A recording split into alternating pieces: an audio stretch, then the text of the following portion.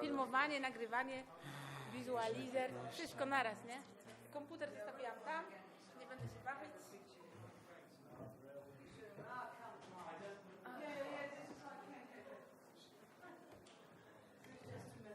Miałam bliskie spotkania z kimś ostatnio.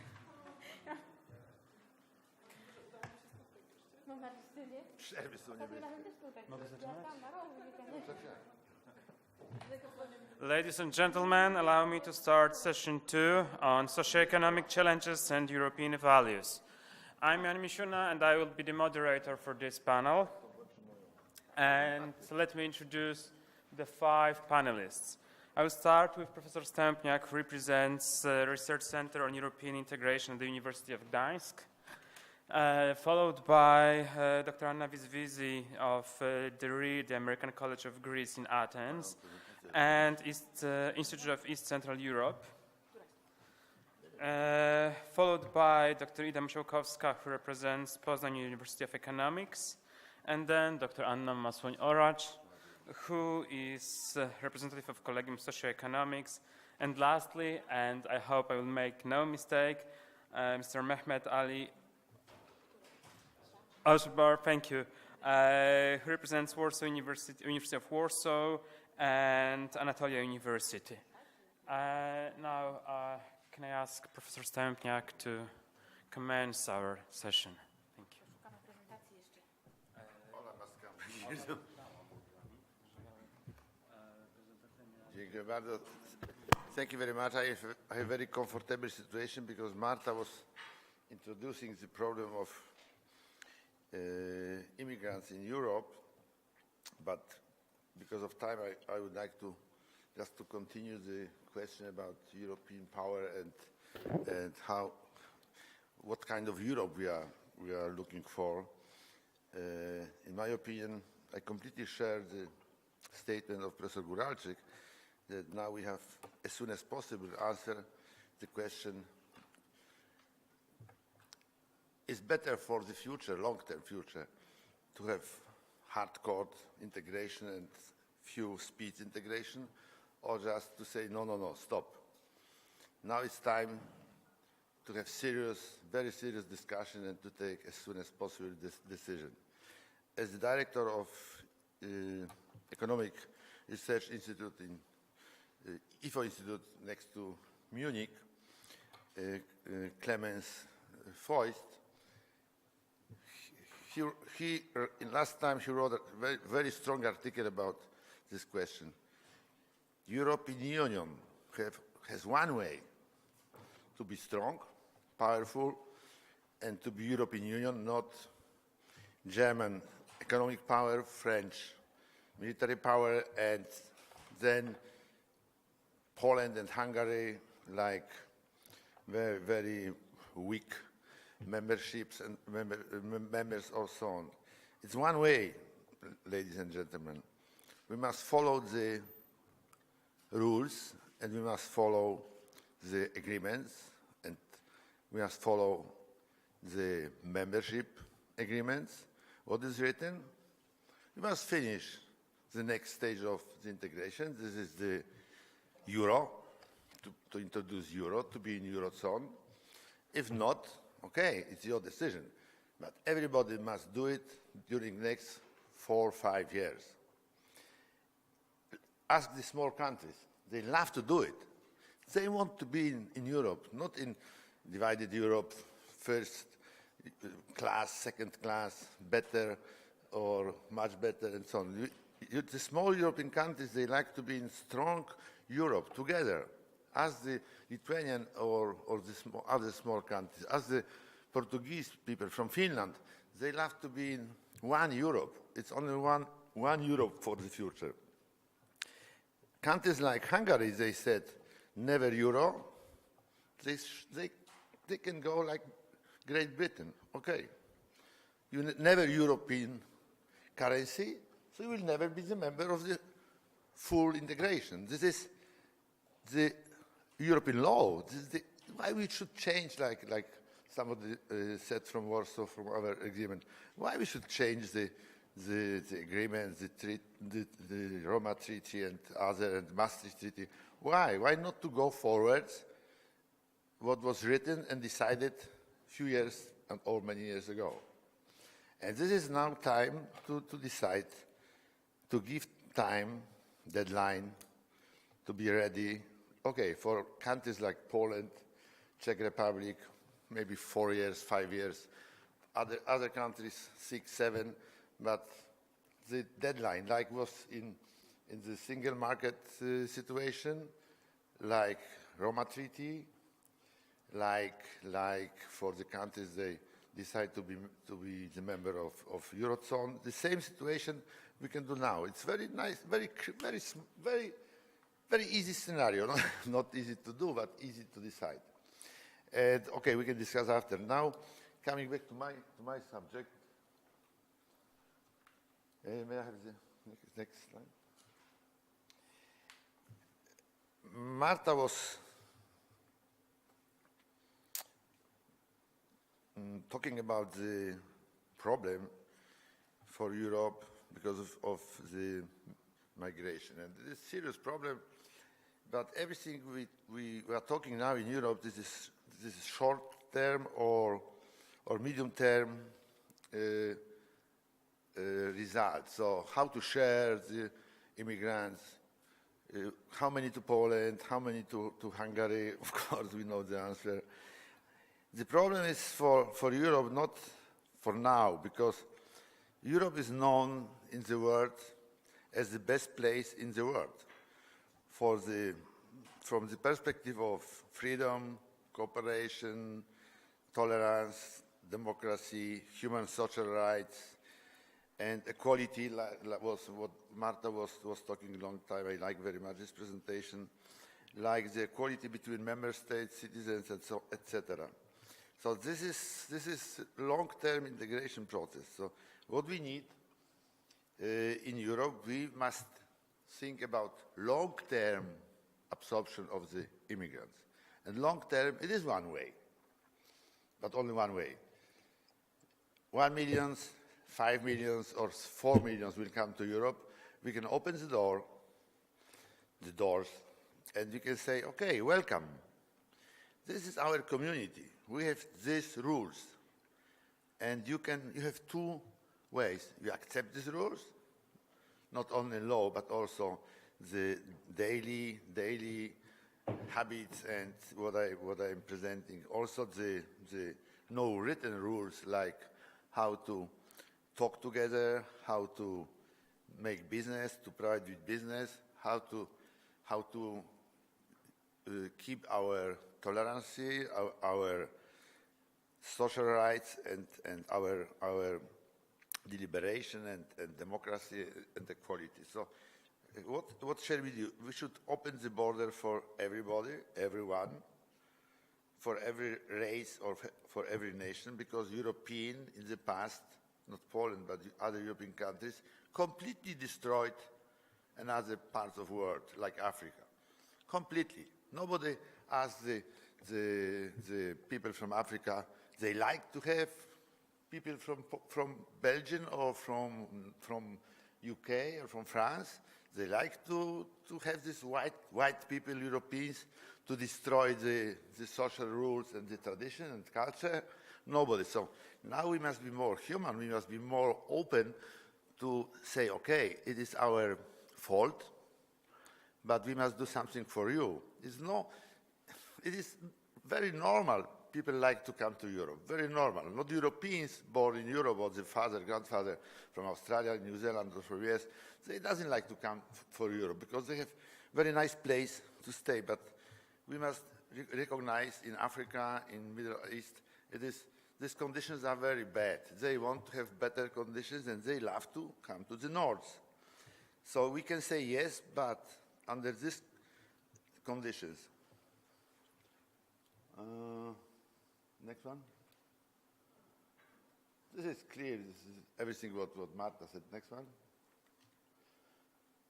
Okay, under these conditions, that this whole immigrants must follow the rule of our responsibility, of our tolerance, to keeping in the mind the ideas of the European culture and to keep in mind that they must adopt to European, German, French, Polish rules.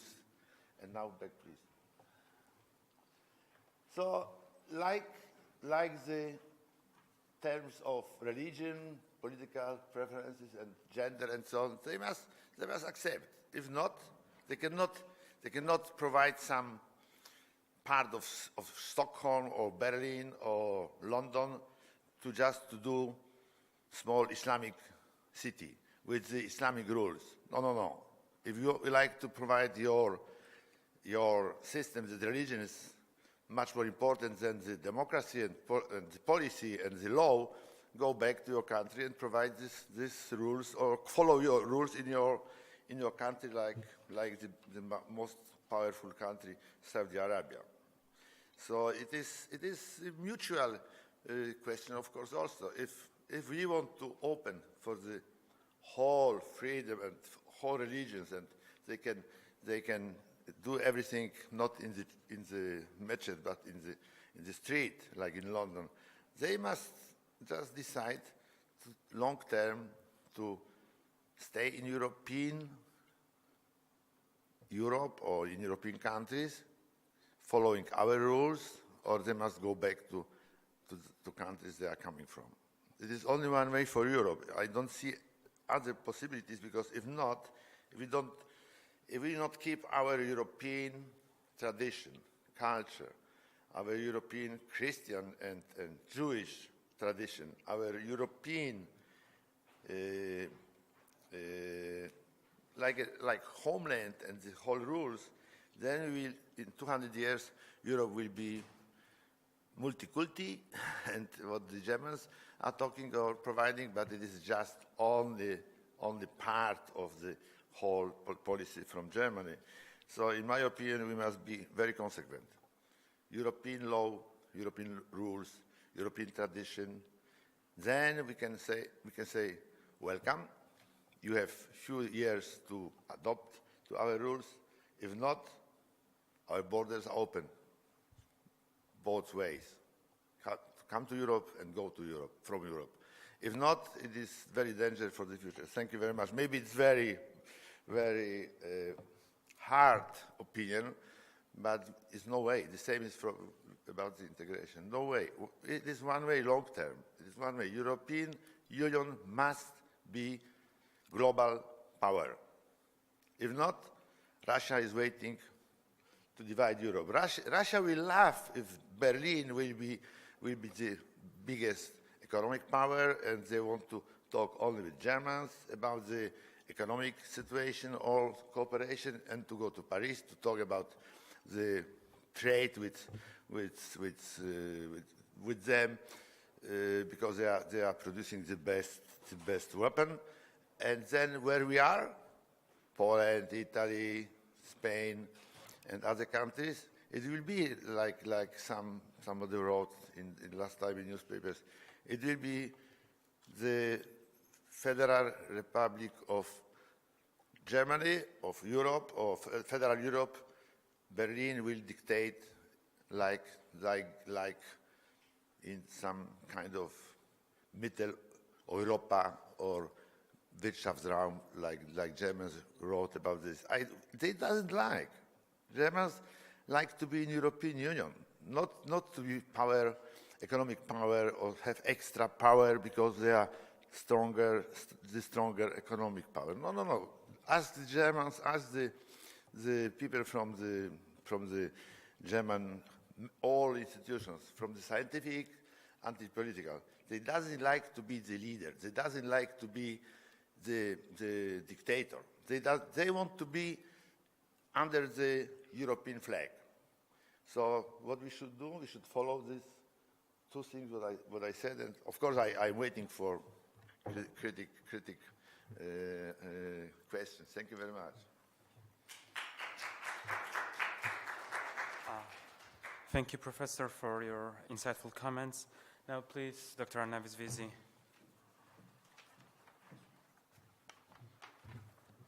Thank you very much. My name is Anna Visvisi. I am Associate Professor at DIRI, the American College of Greece in Athens.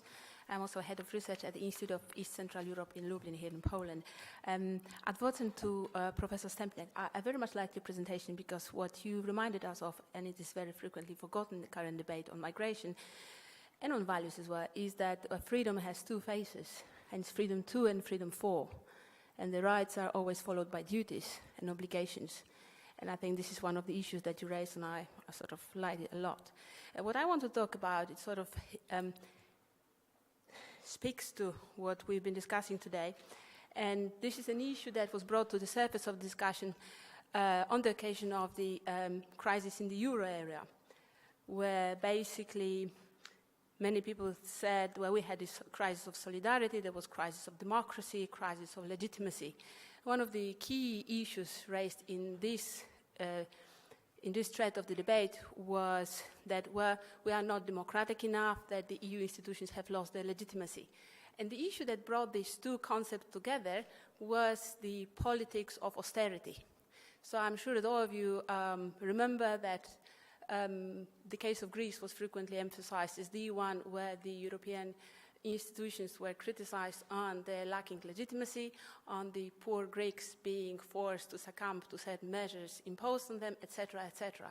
So I want to argue with that because, in my view, and my presentation will be very brief, in my view, there's been a certain misunderstanding as to what democracy is, and this is exactly about the right to and the right from, and what legitimacy of the EU institutions is and how it is formed and how it's related to the rules of democracy and democratic behavior. And this speaks again to the rights and duties of the EU citizens. So I'll just open up the floor for discussion. And my major point here is that in the nexus that has emerged throughout the crisis between democracy, legitimacy, and austerity, we have forgotten that one of the fundamental values that the European Union is built on is that of democracy. Democracy emphasizes the freedom of the individual, civil liberties. And among them, there is also the freedom of or the right and protection of individual property, a very important issue. The Copenhagen criteria, they set three major obligations or criteria of membership. One of them is the democratic criterion, and the second one is a functioning market economy. So if you put the two of them together, we get a very interesting combination of values that frequently remain only implied and frequently remain forgotten. Because it is all about the European Union being built on the basic value of market economy and of democracy. Now, in context of the debate on austerity, it basically leaves us with the big question as to what kind of Europe we want, and how to dwell with the divides, divisions, and problems that we face. Today, some speakers before mentioned that we are facing the huge divide, north and south. Someone mentioned that it's a really bad thing that Germany has this budgetary surplus. Well, I just wondered to what extent the fact that our neighbor is doing well is our problem. So I'm not going to navigate the problem related to values. I'm just trying to raise some questions. And one of those questions is that, what are we going to do with the values of market economy and democracy? And in my view, one of the key questions that we have to rethink in context of the debate on values is what the role of the state for the future. Because given the rising number of challenges that the state faces and the rising number of demands that the society has, we basically have to address the question whether we want to have the state as the smart regulator or something else. So in my view, only the state as a smart regulator is the way forward. And then in the long term, it might actually solve a great number of problems that we are facing today. So thank you very much.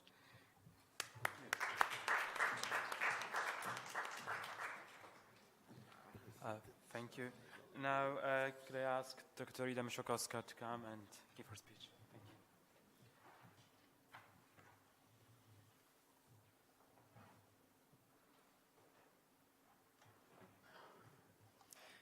Good afternoon, and thank you for the invitation to this roundtable discussion. And my speech will be related to the place of the European values within one of the policies, which is quite specific, but it consumes a large part of the EU budget. It's cohesion policy. So I refer firstly to some issues that were raised in the first session, that it's very hard to detect the values within the policy, especially when we have to define the objectives, principle, and then implement the policy. So when we come to the basic values of the European Union that were just presented also in the first session, we see that the basics are, apart from respect for human dignity, human rights, freedoms, democracy, equality and rule of law, we have also the promotion of peace and well-being. And this is something that is very much important for the discussion and for this talk. This is also another element that is quite important, which is based on social inclusion. So the EU is trying to include the groups of society and enterprises and so on and so forth. So to some extent, we can just build on what was just said before on the solidarity issue with regard to the migration crisis and other problems, economic problems as well. So when we come to the cohesion policy and its values, so first of all, we think about the solidarity because it's expressed via budgetary negotiations. So each member state agreed on the fact that everyone contributes to the budget and then can receive some amounts of money. And as I mentioned before, this is one of the major part of the budgetary expenditure.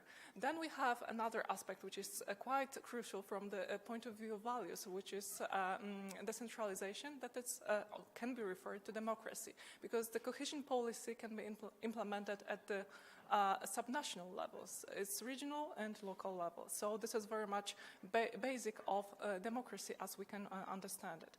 And then we have also protection of human rights and equality. That is also a part of the cohesion policy principles and interventions. When we look at the objectives of cohesion policy in a current financial perspective, current multi-annual financial framework, we have two of them, and they, in general, express this value of creating well-being to the citizens, or they should at least. So we have investment for growth and jobs, and then we have decentralized cooperation under the second objective, which is called European territorial cooperation. When we look at what was just claimed under the principles of interventions under cohesion policy, or putting this in a simple words, in the projects.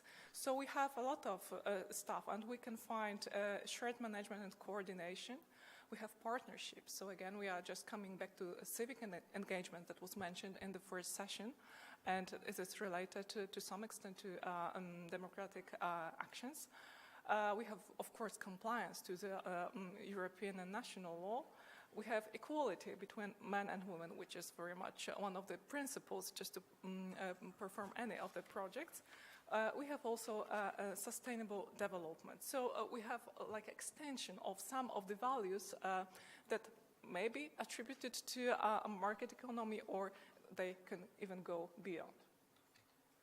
And then when we look at the principles of the cohesion policy itself, we still find that this issue of solidarity is expressed under the concentration principle, which means that around 70% of the cohesion policy goes to the less developed regions. Then we have a principle that can be reflected and referred to the well-being when we have concentration on fourth growth priorities and also other thematic objectives of the cohesion policy. And the basic for those remaining are social inclusion, labor activity, labor market activities, social inclusion of many groups and entities. So we also can detect issue of good governance, which is strengthening of public administration that deals with the cohesion policy. Then if we move to a partnership principle, this is again a clear expression of one of the values that I mentioned at the very beginning of my speech. So we see that at least in 2 or 3 principles of the cohesion policy, the European values can be easily detected. So this is something that we have on the paper, in the legal treaties, but in practice, the situation is much more complicated because the cohesion policy is a complex policy. It's built on multi-level cooperation, etc., etc. So there are many conflicts. However, at least we have legal basis for that. But the question is, just not to be very long with my talk, what are the challenges? Because now we are facing the new negotiations, budgetary negotiations coming and ongoing. So the first question, what's the role for the cohesion policy? So is this possible to keep this policy in unchanged form? And presumably not. There is a lot of pressure on the changes of the budgetary division, budgetary expenditure on different areas because we have different problems and we have a situation of multi-crisis, as was mentioned by Marta. So this is the first challenge, and this is a challenge for everyone, how to deal with the EU money and EU budget that usually was an expression of solidarity. Do we want to have 2 budgets for the Eurozone and for the rest of the member states, or we should continue as one group? Then there is a question of democracy and decentralization. We have some problems. The countries were mentioned already. It's Hungary, and it can be Poland as well. We see a lot of movements of changes and shifts with regard to allocating the money and changes in the scope of competences of the local and regional authorities. So this is the second big challenge, how to go with the democratic actions at the subnational levels in the European Union. And then we have also these issues of protection of human rights, equality, that can be also a challenge for some of the countries that belong to the European Union. So I open the questions, I leave the questions open, and I hope that we have some time for further discussion. Thank you.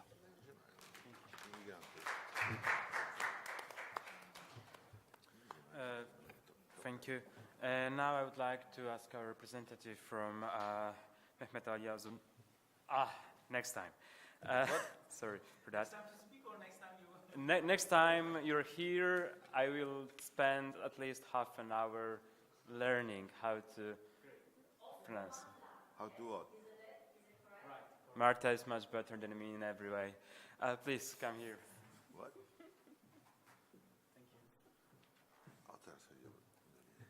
Well, I believe, as my surname is a little bit more complicated, the issue is much more complicated because Turkey and EU, so that's why I think we have the problem with the surname and with the issues what we have with the Turkey.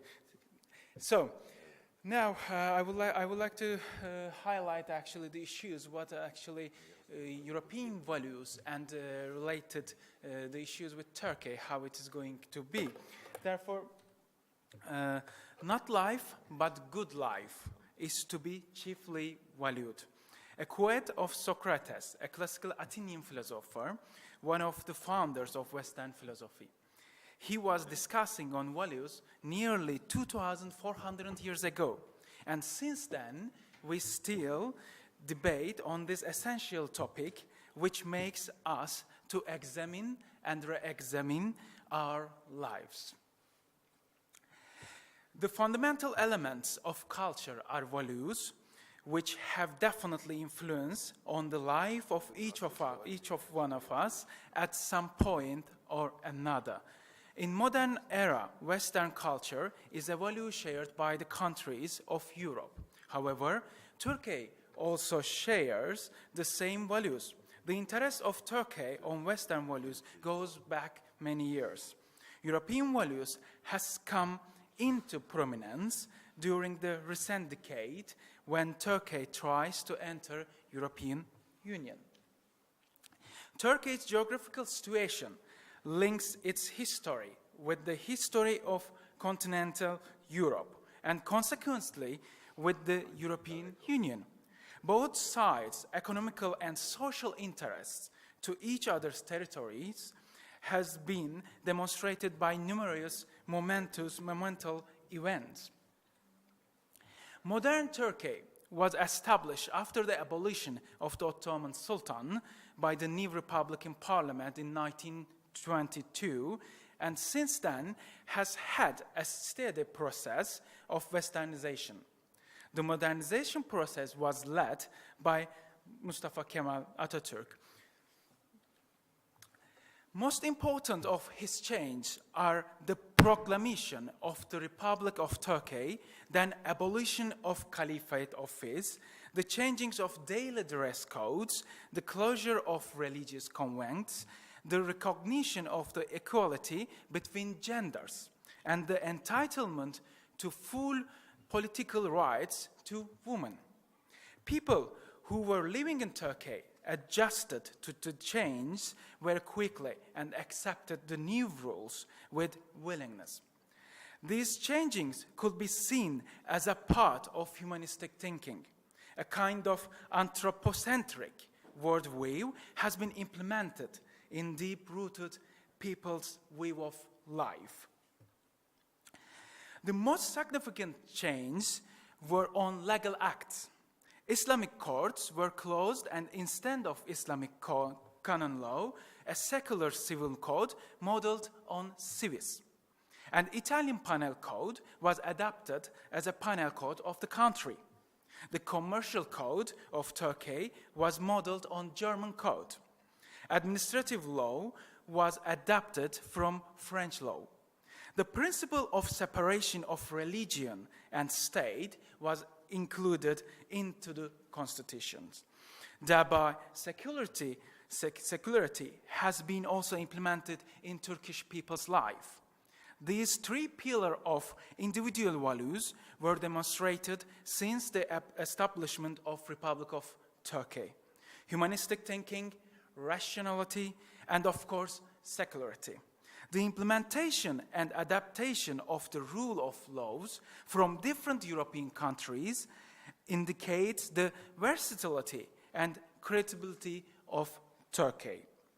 The society and political will may constantly eliminate the inadequate and inappropriate sequences of new values in itself by using the divisions of power. The democracy has more meaning than just rule of people in today's society.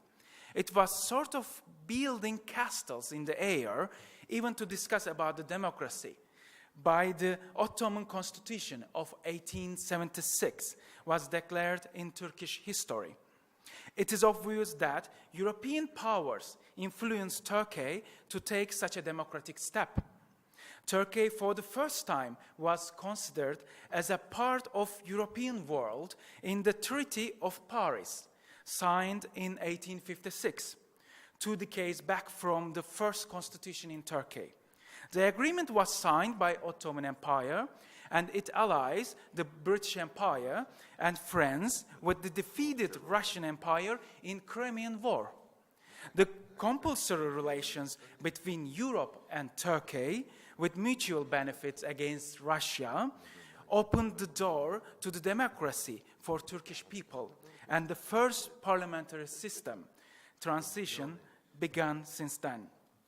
The democracy, the term for a political system where sovereignty is based on citizens' decisions, has been started after the establishment of Republic of Turkey by Atatürk in 1923.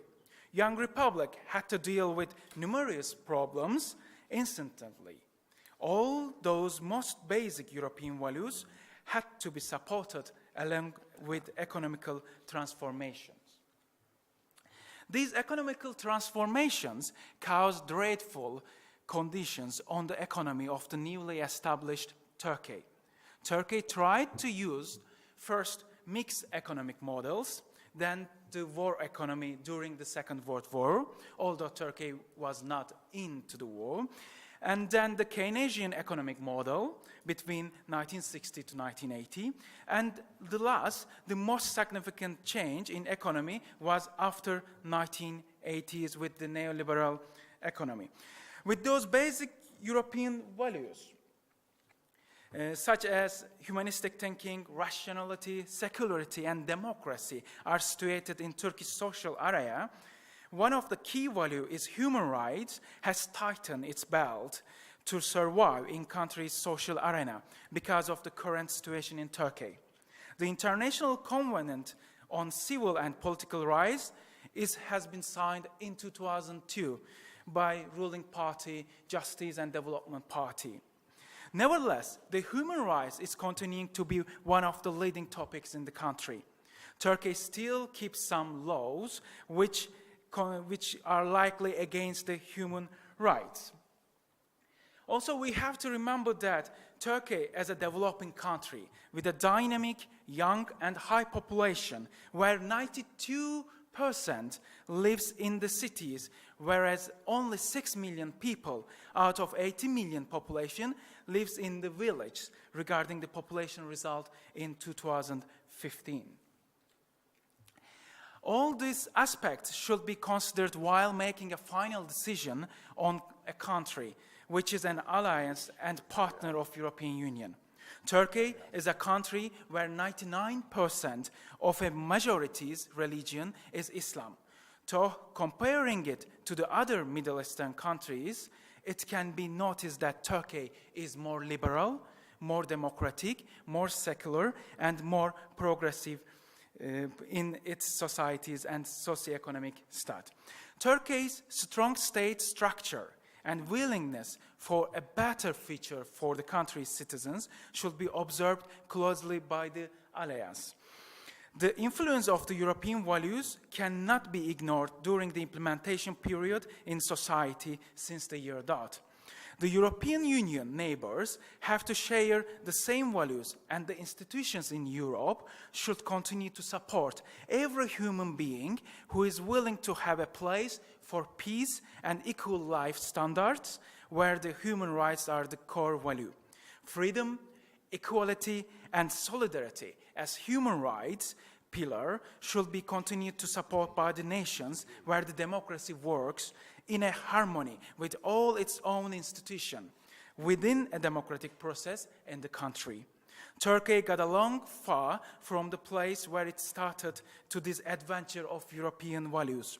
As an example, Turkey, with its socio-economical change due to the European and even global values for a model society, needs support in every stage. The relations between European Union and Turkey has to be always ongoing for the good prosperity of the nations.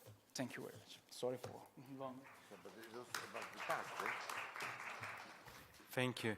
And now our last participant, Dr. Anna Masuniara, please.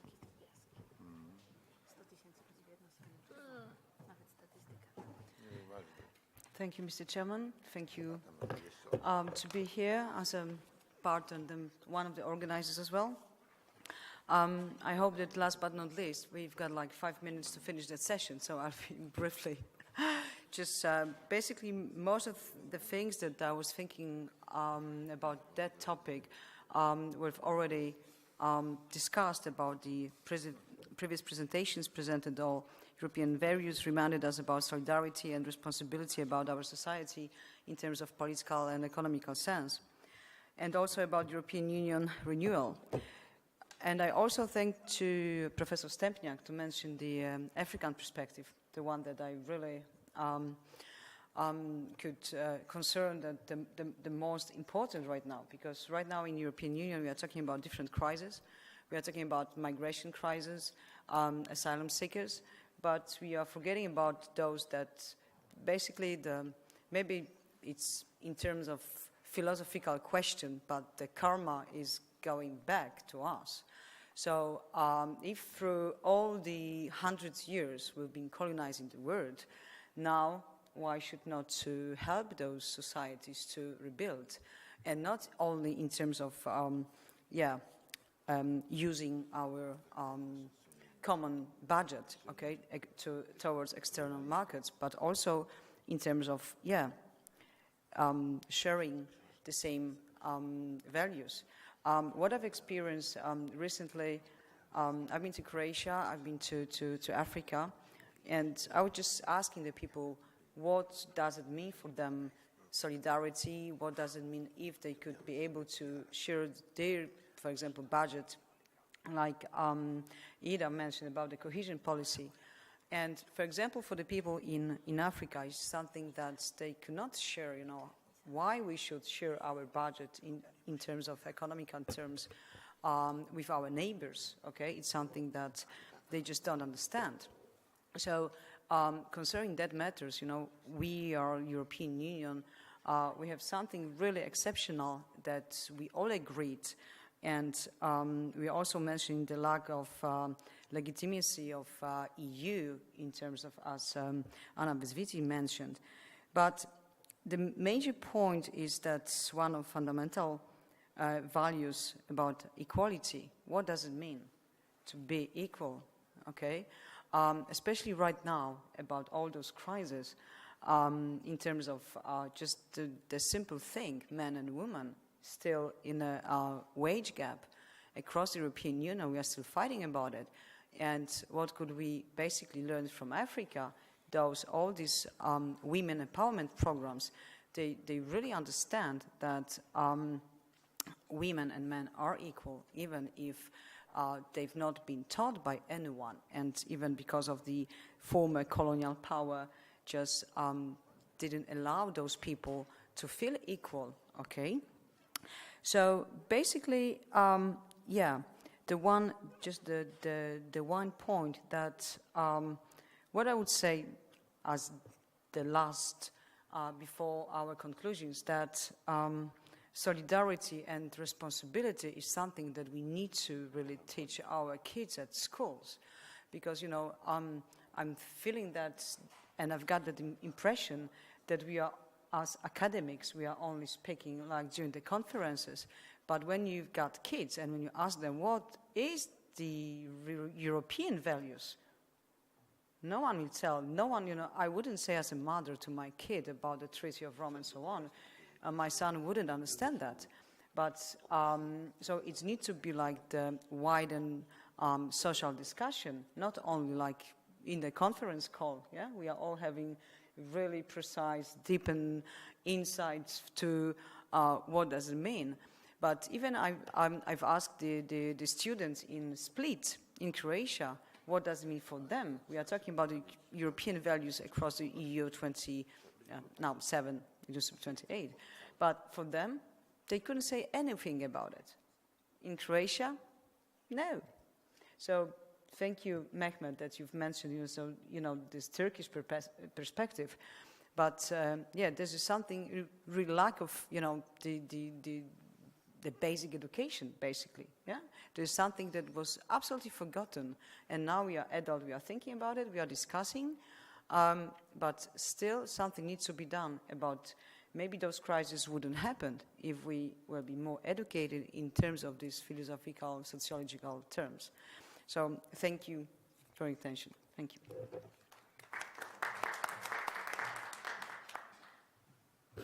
Now, thank you to all our panelists, and I would like to ask members of the audience to ask your questions.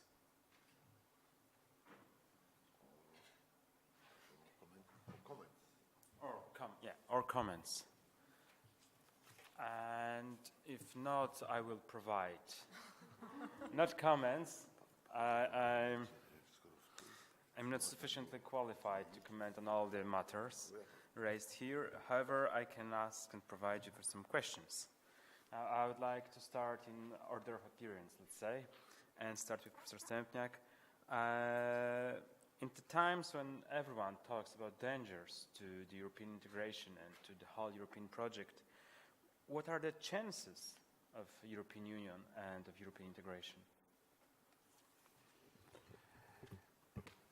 it's only the chance is also our duty, because if you want to keep European Union, as I said, developing strong global power, we must be global power. If not China and US and Russia will be. But how to make Europe, how to continue the integration process and also to continue with our beautiful rules and human rights and social market economy and so on. It's only just to follow as I said, just to follow the European law and every agreement Poland signed, Italy before and Sweden after '95, just to follow the agreements and not to give up.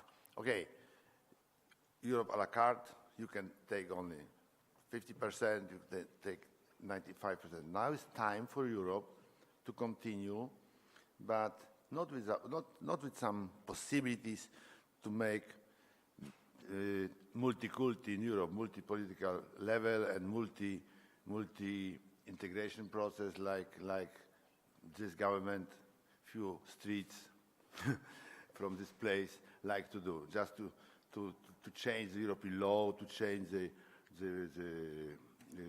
Polish membership agreement and so on. No. Everybody must be focused, and it needs education, it needs debate, it needs really very strong arguments from not only from Paris, now from Brussels, from Berlin, also from the scientific world, from the business world, and so on. Just to have the answer of the question. Okay, we want to be Europeans. We want to have strong Europe, and we want to have the possibility to say to the immigrants, welcome, but only under these conditions you agree with our rules. Look, in Turkey, you said, how it was possible to change how many millions was in Turkey? How many millions Turkish was in 25 Atatürk made the 30 million people change the tradition, open the head and say, and he made it in Turkey for 30 million people. Why these 2 million people cannot adopt to European rules? If you make this, bravo, beautiful, so-called westernization of Turkey. They are coming to Western Europe, they must do westernization of his mind. That's enough. Then you will be happy, they will be happy. If not, arrivederci. It's strong, I know it's strong, but we don't have any other possibilities. If not, we will have in 200 years, like one French book writer wrote that in 2050, 2010, 100, 2100, 2200, the American numbers, we have more and more other religions in Europe, other tradition, other mixed law and everything. Do you like it? I don't like. I am very European, very Polish, but very European. Welcome Turkish society to be, or country to be member of European Union. But not now, what are you doing now? Not with these conditions that 100,000 people are in prison. So if you want to keep the human rights, everything, like be European, talk to your president, be European. Then you can be member of European Union. It's the same for the country, like for the citizens from other countries, the same. You want to be our member of our community? Why? You can do it. It's open. But you must keep the rules. I don't know, your president is now I know the name, but I'm observing this is something against your presentation, what is now in Turkey, but maybe it's just very momentum only, yeah? Well, maybe it is just for... Not really, just Europe sees that things are different in Turkey, how it's going on actually. It's not different now?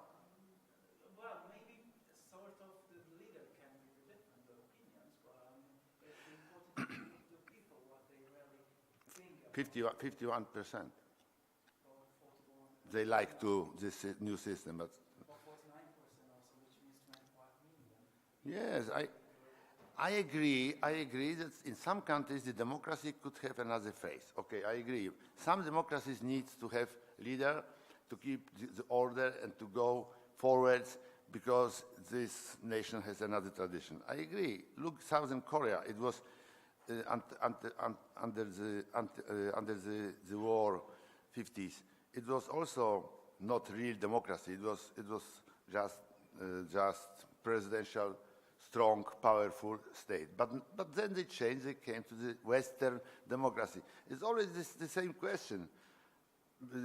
What kind of democracy? Europeans, we are thinking that it's only one kind of democracy. Maybe there are more. We will see. If the people will go from the prison back, they receive the job back, and if the human rights will be again working, so I will say, okay, come on, but only under these conditions. The democracy has very strong rules, like Marta showed and we showed before, so I don't need to repeat. And these rules are for everybody. But how to keep the democracy? Maybe there are many ways. Look the last few years ago in Egypt, very democratic election, and the brothers, Muslim brothers, they win, and they changed completely the rules. They wanted to make Islamic Republic, and so this is sometimes democracy in our style and in our construction is somewhere is not working. This is the American dream to introduce American democracy in Iraq somewhere. It doesn't work. So maybe you have another good way, find good way. But what is now it's in Turkey that people are losing the working place and they are going to prison and so on. It is, in my opinion, is something what is not we cannot agree in European Union, but we are strong observing, and I wish the best for your country. Okay, thank you. Thank you. Now I'd like Dr. Vizvizi to answer, please. Of what help or of what use can the EU be in the, it seems, difficult task of reaffirming the basic European values, which you've somehow mentioned as a thing that states need to do? All right, it's a very interesting question. So, what's the value? What's the point of reaffirming our values? The case of Eastern enlargement. So, when Poland was admitted to become one of the members of the EU, is a very interesting case because it shows how the European Union, by admitting new members, how it redefined itself. Just by setting the standard, let me refer to the Copenhagen criteria once again. For the first time, the European Union was essentially forced to say, well, this is what we stand for, this is who we are. And it was the defining moment in the European Union's history, I'd say. And today we stand in front of a similar choice or a similar decision. We have to sort of remind ourselves of who we are and what is it that we stand for, particularly that we are challenged with the migration crisis, with economic crisis. Everyone questions everything. It's not necessarily because things have changed so dramatically. It's just that we have also experienced that demographic change. That is the generation that is in power, the generation that is about to vote tomorrow and today. This is the generation that doesn't remember war anymore. This is the generation that did not live through the hardship of communism.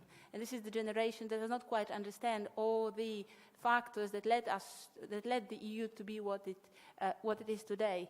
So by reaffirming the values that we stand for, we sort of define the direction we want to go for and forward. Thank you so much. Now, a question to Dr. Misiukowska. Could you please tell me how to make cohesion policy more meaningful in the times of diminishing trust between member states?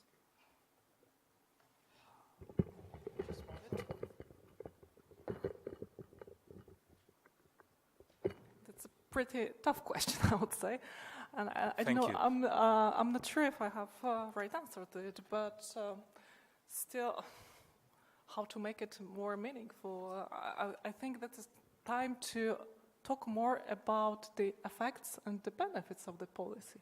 I think that this is something that it's missing among the society and among normal citizens. So maybe it will bring the role of the policy also to the policymakers and provide some more arguments, especially now when the new budget is being discussed. Yeah. So. Thank you. And now to Mr. Oszczybanlar. Did I make it right this time? Yes. Thank you. Could you possibly answer the question, how to demand adherence to European values from the candidate states at the time when the same values are questioned by significant parts of European societies? Well, thank you very much for your question. When it comes to values, the important thing between Europeans and Turkey, we have to understand that with whom you sit down and talk is a country which has got a strong state structure.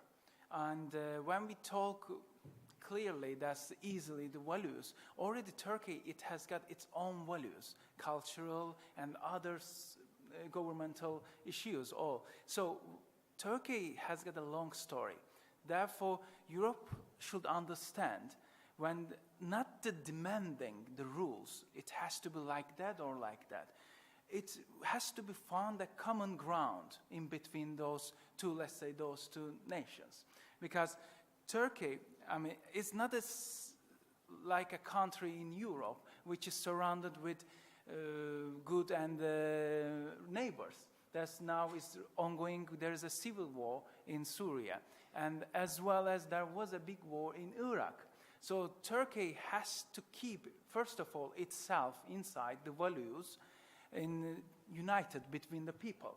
And after that, has to follow the rules of the others which will come to the table and tell us this has to be done. And I'm absolutely sure Turkey knows all those things, but it's a process. Things are in the process. We had, as I have mentioned in my presentation, 1856, first in Paris Treaty, Europe decided Turkey to be in the Europe continent.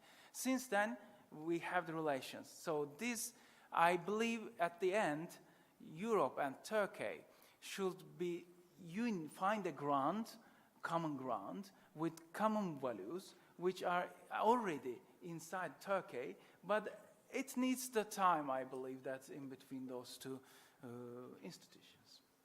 Thank you. And now the last question to Dr. Anna Masuń-Orac. How to conceive member states of the need for external solidarity when European solidarity itself is so hard to achieve?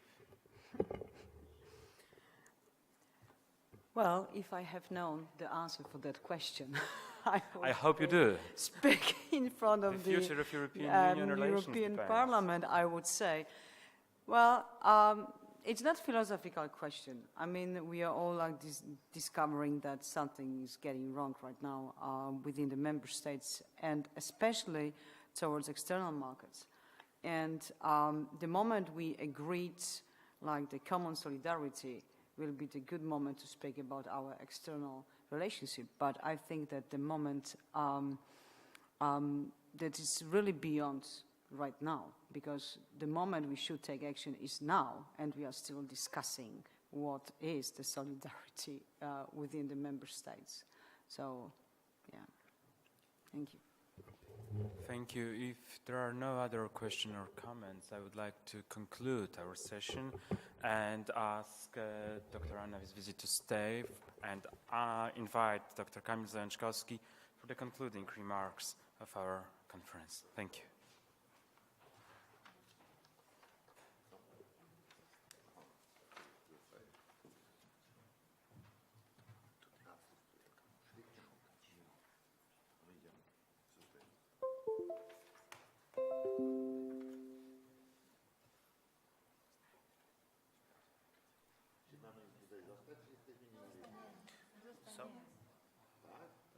Just 1 minute, okay, because I prepare a small presentation, but I think that it's a lot.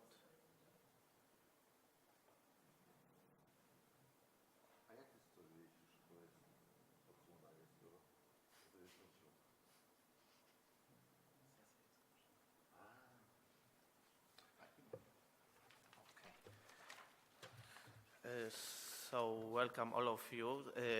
I prepare a small presentation, but I think that I have only 5 minutes, so I just skip off this presentation.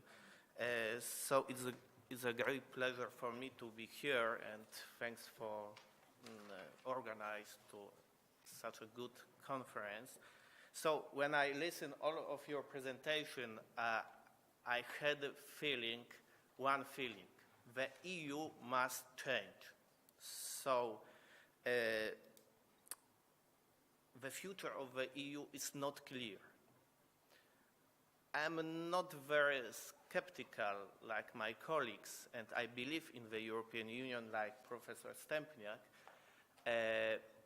but we need to solve some solution, and it's not easy task. Why? Because never before in the history we can find something like the EU. So it's very important when we discuss about the European Union, when we discuss about the structure of the European Union, when we discuss about the future of the European Union, we need to remember one thing, and my students know these things, that the EU is not typical international organization. The EU also is not a state. It's very important because sometimes our politicians compare the EU to Poland, to Germany, to France, and so on, so on.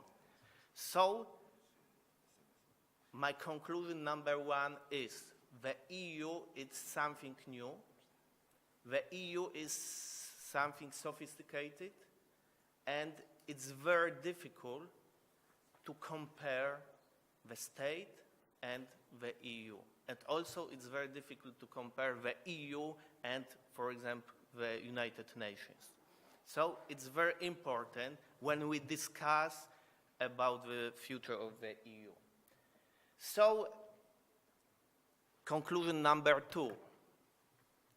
When we discuss about the EU in global perspective, in my opinion, we have two pictures. One picture is, of course, positive. In my opinion, despite of economic crisis, despite of political weakness, despite of migration crisis, the EU is still a global player. But like Professor Guralczyk mentioned, we are soft power. What does it mean soft power? We don't use military because we don't have European army, and I don't believe that in future we'll have European army. But we are very important civilian or soft power. What does it mean? We use political, economic, and financial instrument in international relations. But, and it is the last sentence in this conclusion, number two, but please remember, the EU was set up in 1992. And this idea was quite good. We are civilian power. We didn't use military power. But today, it's very difficult to be a global player without something like military, how to say, equipment or something like this. Okay, and negative picture. Like I mentioned, we can indicate positive picture if we talk about EU in a global scene, and we have also negative picture. And I indicate 4 different challenges for the EU in 5-10 years. Number one is, of course, internal political challenges. I put several points. We don't have enough time to develop this, but we can say very briefly, we don't have one common foreign and security policy. We don't have one voice, like Russia, like Kosovo, like Afghanistan, and so on and so on. And it's a big difference between economic external policy and foreign policy. In external economic policy, who is number one? European Commission. In European foreign policy, who is number one? Member States. And what's more, we don't have European army. Of course, since 2003, we have something like common security defense policy, military and civilian mission. But please remember, common security defense policy, it's not military power. It's something additional, but it's not military power. And money. We spend not too much for military issue. So today, like you know, Mr. Trump met with Donald Tusk, and the meeting probably was not so nice. The EU spent only 1.5% of GDP. If you compare United States, it's a huge differences. And the last point in this section, leadership. I think Professor Stępniak and Professor Góralczyk mentioned about this. We don't have leadership in the European Union. Like I said about the EU is not a state, and the EU is not a common international organization. We can say the same about Germany. Germany is too strong for the EU, but too weak to be a global player. So, and Germany, in my opinion, doesn't want to be a leader. And it's a problem, because like in your company, at your university, it must be one leader. Germany doesn't want to be a leader. France are not leader. So the problem is leadership, lack of leadership. Hungary. The number two, global challenges. And very, very briefly, emerging markets go up and the West go down.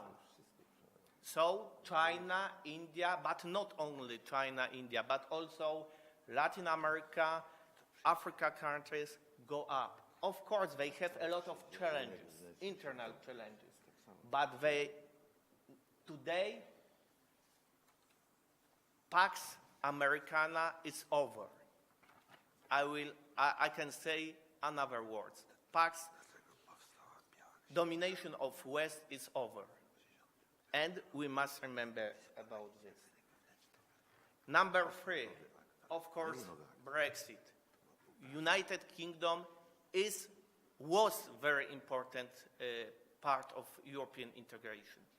And it will be a big challenge for the EU. And number four, the last challenge is Donald Trump. I put 4 or 5 different issues where is differences between the United States and the European Union. And today, just 1 hour ago, it was meeting between Trump and Tusk, and of course, it was some kind of differences between Tusk and Trump about Russia, and so on, so on. So it's very difficult to find a common value and common statement between Donald Trump and the European Union. And the last, like my colleague said, I put some, how to say, prediction about the EU future. I don't know which prediction will be winner, will be number one. Eurozone, new and old member states division, multi-speed Europe, or status quo.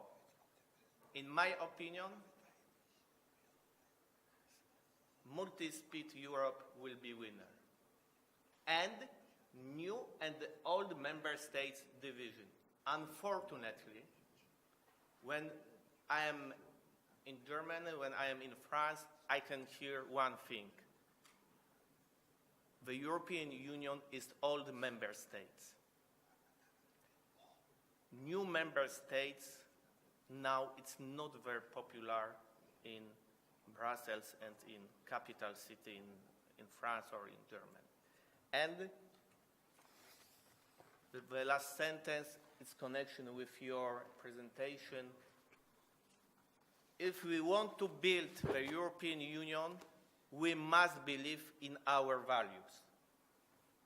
The economy is not enough.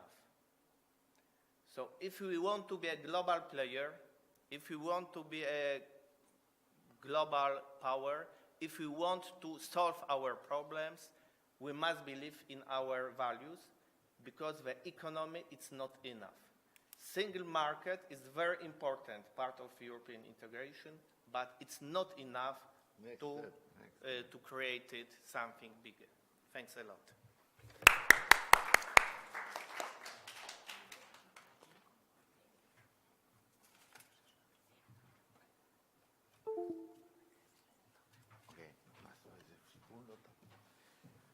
And now, for the last time, Dr. Visvizi. Thank you very much for this opportunity. What I'm going to say now is basically the outcome of our discussions in between, also during the breaks.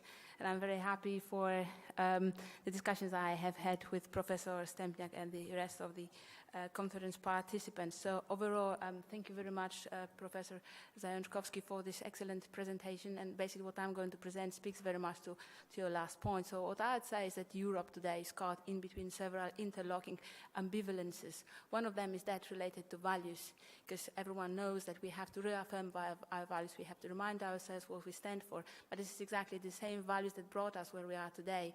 And just let me highlight the issue of democracy. What we call democracy today emphasizes a lot respect for others, and this leads to political correctness, and therefore we don't dare to impose our values on others, which leads to the problems that we know today. So this is why a huge rethink is needed, so that we reaffirm the notion of the freedom to and freedom for, respect for and respect for those that are receiving. But there are three other very important points. We have said a lot about soft power. The important issue is that we cannot exercise our soft power if there is no hard power behind it, be it in terms of economics, be it in terms of military. But if Europe is thinking about having a common military, then we have to do something with our spending for military, and this is what Professor Zajączkowski just said. Now, the point is, and this is what Professor Stempniak emphasized just a few seconds before, is that, well, the problem with the spending that we have on our military is that it's just divided among all countries members of the European Union. Had we combined it together, then we wouldn't be just a weak military power, but we'll be the second one in the world. But of course, if you want to have a common spending and you want to have common army, you need to have common leadership of that army. So you need to have common demand. But you cannot have common demand as long as you haven't agreed on a common representation in the outside world. And we won't have it as long as we don't agree that we want to go beyond the intergovernmental level of decision making. We'll only be able to have it if we make this step forward towards supranational way of taking decisions in the EU. And values will be consequential in this, because the fundamental values upon which Europe was built, starting from antiquity, when Europe was abducted and so on, these are the values that have defined us, and that make us today discuss this issue. So we all know that there is something at stake, and this conference was very much needed to bring forward all concerns that will drive the discussion forward in the years to come. So thank you very much.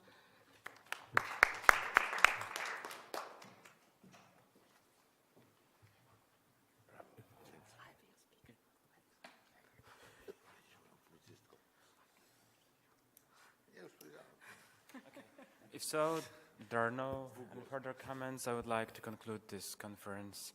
Thank you to all the participants. Thank you for all the audience. Thank you.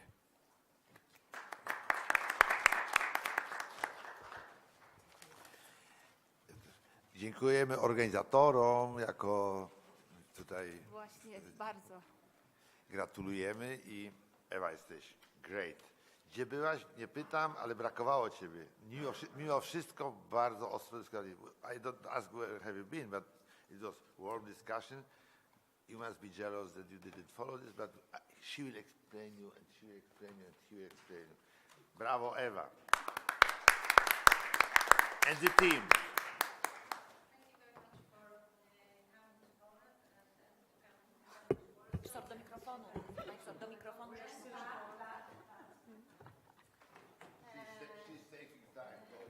Thank you very much for your warm words, but anyway, I would like to indicate that this roundtable debate was organized not just by me, but I rather would like to indicate other persons who were involved very much in organizing this roundtable debate.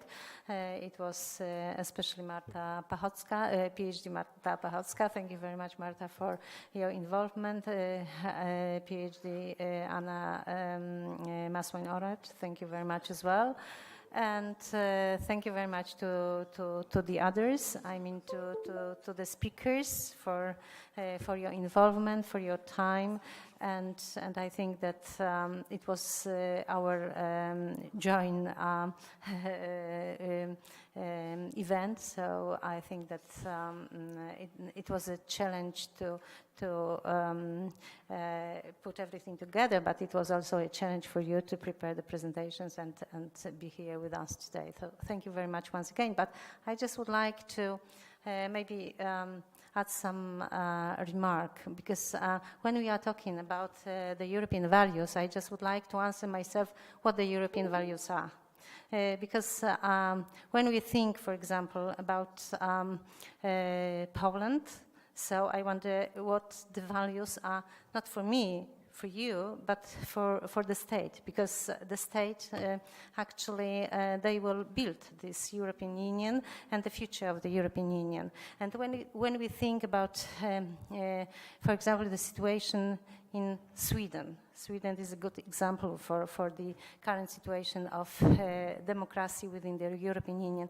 I wonder if the European Union didn't go too far in this democracy, because when we think about Sweden, we can see the whole districts where the Arabs live, and the police, for example, doesn't intervene in anything what happens over there, because the policemen are just afraid to go inside. When we think about marrying by men, 12-year-old girls, which happens in Europe, actually in European Union, so I think that it's not.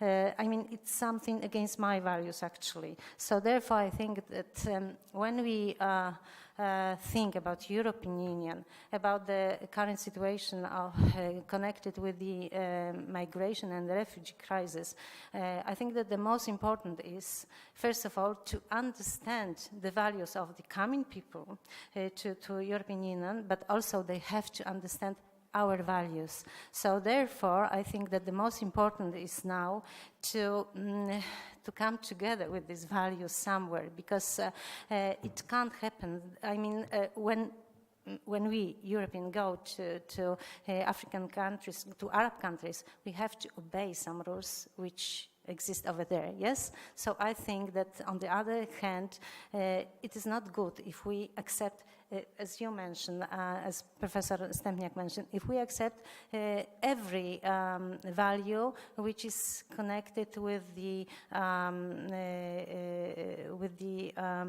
state where the migrants come from, because we are over here, we have our values, and we have, and people coming here and wanting to live here, they have to admit, okay, this is the rule which is over here, and my role in this area is not accepted. So therefore, I think that is very important to understand each other, to learn about each other and to come to some consensus, because otherwise we will always struggle. We will always think, okay, the attack in Manchester happens because we allowed someone to live over here and come over here. No, it's not the question of living over here and coming over here. It's the question of working out the values which are acceptable for both sides and for making something that the minds will accept that this is not the way to solve the problems. Okay, thank you very much for today's meeting, and see you soon, I hope. Bye-bye, goodbye, have a good day.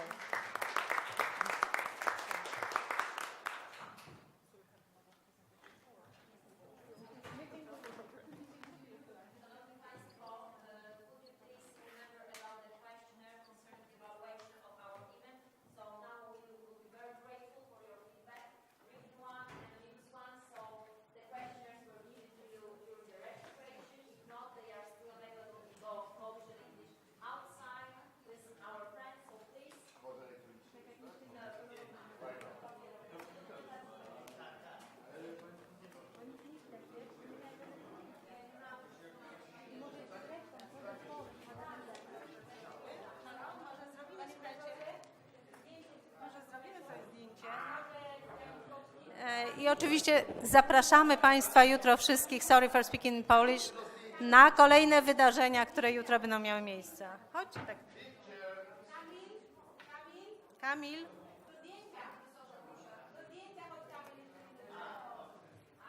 I wy też zostańcie. I też zostaniecie. I ty też zostaniesz. No, chodźcie, staniemy szybko. Gaga i Ania, chodźcie. No, ale Ania, Gaga, też musi Marta. stanąć. Ktoś musi inny zrobić. Może Gaga, poprosimy Ania. młodego pana. We'll take a Zrobicie picture. nam zdjęcia? No, dobrze.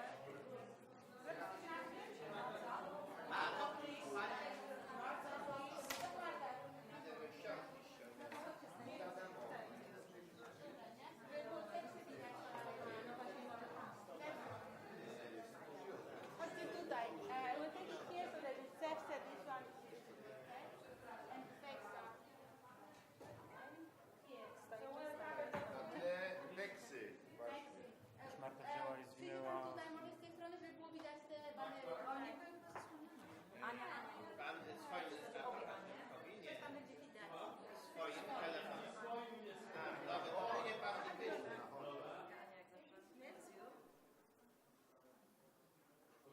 I moim też zrobiłeś? Please send us later, okay? Yes, So we yes, can yes. put it on WhatsApp, so we can put it on the website. No, I can do because Mehmet and Gaga, they don't speak Polish, so it would be not for us. Pozdrawiamy, Bor.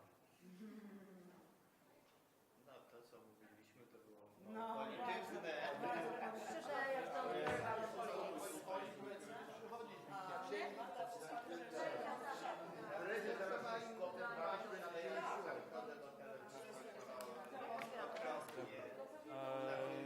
Jutro wieczorem.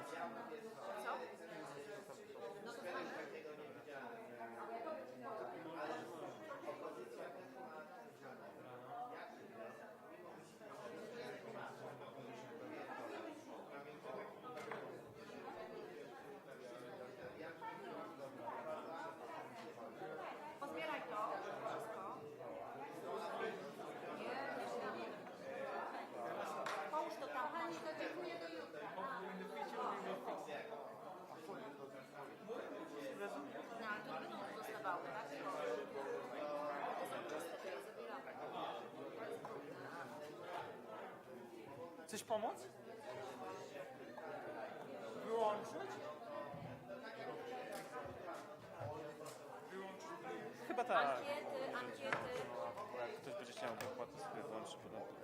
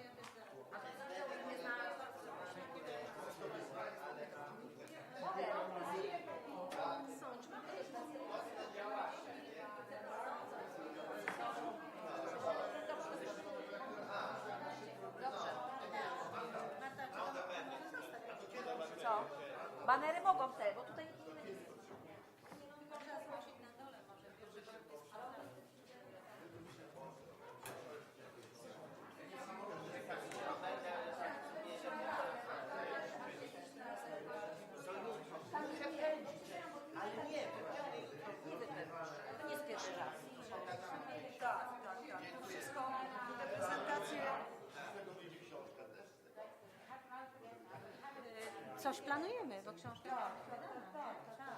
Ja myślę, że to by